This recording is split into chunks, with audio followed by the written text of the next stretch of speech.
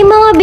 It's me again, Chini! Alas 7 na nga ito ng gabi at ngayon pa lang ako maliligo. Paminsan kasi nakakatamad kapag maaga pa, lalo kung may mga gagawin pa. Day off ko din pala ngayon mga bebe ko at magme-makeup lang ako ng bahagya. Pupunta din pala ako ngayon sa ate ko at manghihiram ako doon ng maleta. Aalis kasi kami kinabukasan nito at naisip kong ilagay na lang sa maleta para isang buhatan na lang. Pupunta kasi kami ng Sambales ni Love para makapag-celebrate na rin ng anniversary and birthday niya. At naisipan na nga lang namin ni Love na mag-commute na lang dahil wala naman din kaming dalang pagkain. Bala kasi namin na doon na lang bumili. Magdadala na nga lang kami ng tent para menos na rin sa gastos. Magre-rent na nga lang kami doon ng mga kutsyon at unan. Nung una, Baguio sana talaga ang nais at marami sana kami makakasama. Kaya lang hindi nagkatugma ng mga schedule. Kaya siguro next time na lang pag pwede na. But this time kami na lang muna ni Love. Tapos ayun, naisip na lang ni Love na mag-beach na nga lang kami at for the go naman agad ako dahil bukod sa fresh air na doon ay naku, nakaka-relax din naman din talaga. Mga B, kahit gaano tayo kabisi sa buhay, wag nyo kakalimutan mag-baby time. Uy!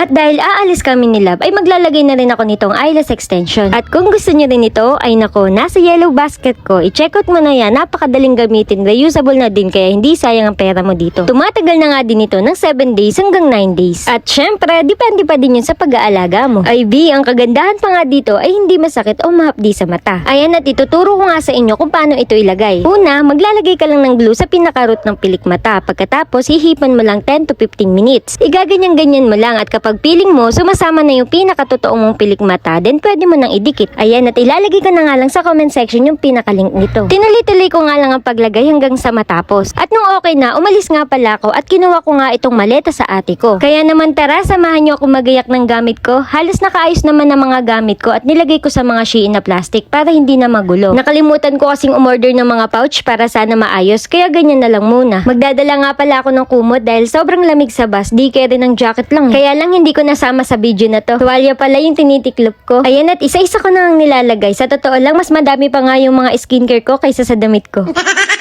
Magdadala na din nga pala ako ng plancha ng buhok, shampoo, sabon at iba pa kasi si Jowa Matic hindi magdadala yun. Lahat-lahat na nga ay nilalagay ko na at ang pinaka-importante dito ay yung pera. Ay naku, lungkot ka talaga pag ito ang nakalimutan mo.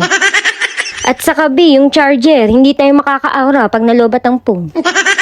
Ay nako, mapabundok o dagat yan, palagi akong may flashlight. After ko nga maayos lahat, ay nag-take out na lang kami dito sa Chowking ng panghapunan. Gutom na din kasi kami nung mga oras na ito. 20 to 30 minutes nga kami naghihintay, kaya naman tamang tambay lang muna kami dito sa may Gedli. Ayan, at panay pakit na lamang nga ang ginagawa ko dito sa phone ko.